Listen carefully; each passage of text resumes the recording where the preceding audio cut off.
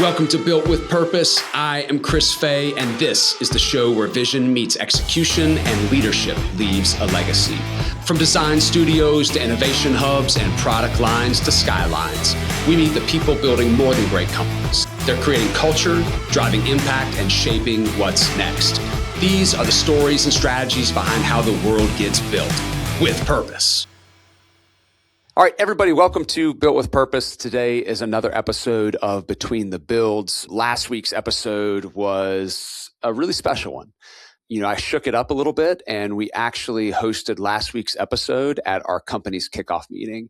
So, every year we bring our entire team together face to face, and we talk about, where we're going, what the theme of the year is, and really it's a purpose to align each of our individuals to the opportunity ahead. And so it was really cool. We hosted it at the Bon Secours Wellness Arena, which in the city where I live is where the hockey teams play and everything. So it's this really cool, big arena. And, the idea was to help us think bigger. And what better place than to think bigger than to go inside of a huge arena that dwarfs our group. I think in the podcast I mentioned we had about 100 people there, 16,000 people. It was actually pretty cool. So when I came in, when I kind of started the day, this is before the podcast, but, I came in on the other side of the arena, kind of walked through, and, the perspective was, how often do you walk into an arena like that with this amazing freedom to go wherever you want to go, to sit wherever you want to sit, and to basically do whatever you want to do. The perspective was we typically walk in those arenas. We have an assigned ticket. We're going to be watching a particular game. We're going to be sitting in a particular area. We're going to be able to do particular things. But when you walk in this massive space and all of a sudden you're like, man, I can go wherever I want to go. We went down and played on the ice afterwards and shot hockey pucks and did human curling and ice skated, and it was a blast. But it was really cool to kind of help unopen your minds. And it says, well, what if you could treat your business? What if you could treat your life like that open arena? What if you could walk into your life or walk into your business or walk into the teams that you're leading and be unrestricted on where you can go, where you can sit, what you can do? And the reality is that's actually the choice that each of us have in our lives. Whether we want to see it or not, oftentimes these artificial constraints of money, job, location, where I'm at in my particular career, where I'm at in a particular team, oftentimes these external constraints can actually limit our thinking. And so if you can unlock those constraints, all of a sudden you can see much bigger than where you are today. So there's a story that I've shared, I think on the podcast before, but, I was talking to a kind of a growth and scale consultant. This is a number of years ago, really, really smart guy. His name is Mariano. And we were talking about kind of our business today and where we're going. And, he's asking me my vision, like, what do I see? Where do I see the business in the next 3 to 5 years? What are the limitations? What are the growth areas? And, I kind of gave him some feedback, and I'll never forget this day. He said, Chris, why are you thinking so small? And I said, well, I don't know.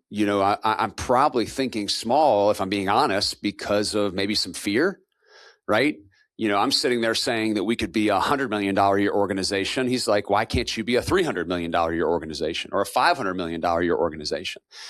And I was allowing these external constraints, and I would, to some extent, say artificial constraints, limit my thinking. And he said, why are you fearful about thinking that big about your organization? And I said, well, first off, number one, I've never been there before, right? So there's a fear of attacking something that you've never experienced, right? That kind of fear of the unknown. My perception was that running a business that's going to be that big means that I have to work 80 to 100 hours a week. I have to, be separate from my family and my kids and my wife and not have any balance in my life. And he said, Chris, you're thinking about this all wrong. Like, you can absolutely scale wherever you want to go and still maintain this balance in your life. You can still go work out. You can still see your kids' ball games at night times. You can still have an amazing relationship with your wife and achieve these. And the only way to do that is, number one, to have the right vision of where you want to go, and then to scale through others, through systems, through processes, through people and leadership. And so he really helped me unlock my mindset to what is possible. And that was the message I was trying to convey to our team at our kickoff meeting, is just, we allow these artificial constraints to limit our thinking of what we're capable of doing in our lives. And what if we could walk into our lives? What if we could walk into our business just like walking into an open arena? And we walk in there without the constraints of a ticket, without the constraints of where to go and what to watch, and with unlimited constraints of the ability to go anywhere that I want to go and do anything that I want to do. So it was a really awesome day. My guest that day, so we actually hosted Built with Purpose there on stage in front of the crowd. It was super, super fun. If you see the video, you'll see we're kind of sitting in front of the ice, and I had a hockey jersey made. My idea was I was actually going to skate out on the ice. I played ice hockey growing up, and so I was going to skate out on the ice and have this whole thing in the center of the ice. And then the day before, what was actually pretty funny, I was out there the day before, kind of rehearsing and kind of getting the day together. I put on a pair of skates because I'm going to try and see if I still got it. You know, when you put on rental skates, typically people have been walking on the concrete and they're flattening them down. And man, I went out on the ice, I got a couple laps in, and then I was like, I wonder if I can still hockey stop. And so I go out there, I try and hockey stop on the ice, and man, I busted my ass. I went completely horizontal, right on my back. Our marketing girl was there with me and scared the crap out of her. And I was like, yep, I'm not gonna skate out on the ice. So I walked around, which was a lot of fun. But you know, my guest that day was a gentleman named Kirk Zambetti. Kirk was on the executive team at Yeti. And I realized, funny, sitting there, if you listen to the podcast, that Zambetti rhymes with Yeti. So I had a pretty good laugh about that. But he was an executive at Yeti. He led sales. He used to work at Danaher and had done some amazing things in his career. And so we had some really good conversations about what are the things that we need to be thinking about as we grow and scale. You know, how do we handle our culture? How do we handle our communication? You know, he's coming from this huge organization, you know, and trying to kind of scale, thinking back to the size company that we are today. And so we had some really good dialogue about the things that it takes, the things that we need to hold true, and what are the things that help us scale. And it was really cool. I've got a couple other buddies that have worked in the Danaher world before, and there's a whole operating system called Danaher Business Systems that is really impressive. I've actually been learning a lot more about it recently. But you can think about, you may inside of your organization, you might run scaling up, you might run like traction, EOS. We run a system internally called Rhythm Systems. You might run Danaher Business Systems. But the concept is you have to have a system of accountability that enables you to create a vision, bring that vision back into annual goals, break those annual goals into quarterly milestones, and then break those quarterly milestones down into weekly sprints. And so no matter what system you use, it's about creating an accountability chart, about creating a vision, about creating policies and procedures and systems to run the business, and then to back into ultimately weekly accountability of how you get from point A to point B. And if you achieve each week, you're going to be on track to hit the month. If you're on track to hit the month, you're likely have a high propensity to hit the quarter. And if you're on track to hit the quarter, you're going to end up hitting the year. You hit the year, you're going to end up hitting your vision. So it's really cool to have somebody that has come from a much larger organization think about scaling that system down to something that we were talking about.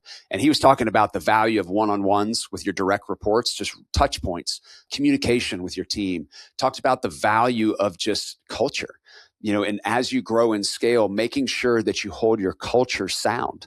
We talked a lot about, you know, as businesses grow, you need to change your thinking in the customers that you serve, you know, the people that are inside of your company. Sometimes everybody won't necessarily be able to scale to the next level. So about getting the right people and the right seats on the bus. And I thought that the conversation around customers was really interesting. You know, we have internally in our organization, we talk a lot about ideal customer profiles. So who are the right customers that we have the highest propensity to add value to their business and for them to add value to ours? And so we're looking for those customers that we can get deep inside of their companies. We can add tremendous value. We can have relationships, and we'll go find ideal customer profiles wherever they exist. And that's different from a regional mindset or from a product mindset, is focusing on the right customer type. And so Kirk was telling the story of, you know, when he took over, he had all these distributors and he cut the distribution market way down and actually was able to grow sales significantly because he was focusing on the right types of distributors, the right types of customers. They're going to help the business grow. So overall, it was just a really cool experience. I think that my biggest takeaway was, kickoff meeting days are probably one of my most favorite days in our company's year. It's just, you get to see everybody face to face, you get to network, have some fellowship, have some fun. One thing that we learned over the years of doing these kickoff meetings is we used to do sales training and technical training, and we would do individual breakouts, and we would use it more as a tactical business planning conversation. And every year I've taken more and more stuff off the agenda. And literally this year we came in, I did the opening keynote to talk about where we're going. We did a Built with Purpose podcast. We gave out annual awards, we had lunch, and then we went and played on the ice. And it was awesome. And I just think that less is more theme is amazing. You have the team together. You want them to leave there with a sense of inspiration, motivation, and alignment as far as where this organization is going. All the tactical stuff you can handle in meetings, in calls and such later on. But what's the purpose of that day? And that's what I love about our kickoff meetings now. It's just really high level, really inspirational. And, we're talking about thinking bigger and taking the next step. And, it was great to hear somebody like Kirk really reflect back on, what we're doing today, culture, discipline, ideal customer profiles, putting a system in place to grow and scale. Those are the core things that are going to enable you to get to the next level. And you just have more people, a more complicated organization, but it's still about culture, communication, systems, et cetera. And that's it. So it was a great confidence builder, I think, for me and the rest of our organization that says, hey, we're actually doing some things really, really well. And if we just continue to lean into these things as we grow and scale with an appropriate vision of where we can go in the future, we are on track to hit our goals and on track to be thinking bigger.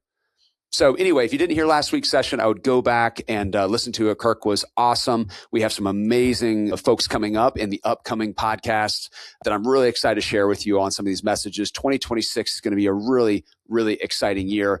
And with that, I hope you all have an amazing day. Thank you for listening to Built with Purpose. And this was another great episode of Between the Builds. See you next time. Okay, thanks for joining me on Built with Purpose. If you have enjoyed today's episode, subscribe, share, and leave us a review. It helps more bold leaders find the show. For resources and show notes, visit our website and connect with me, Chris Fay, on LinkedIn. Until next time, keep building great companies, cultures, and legacies with purpose.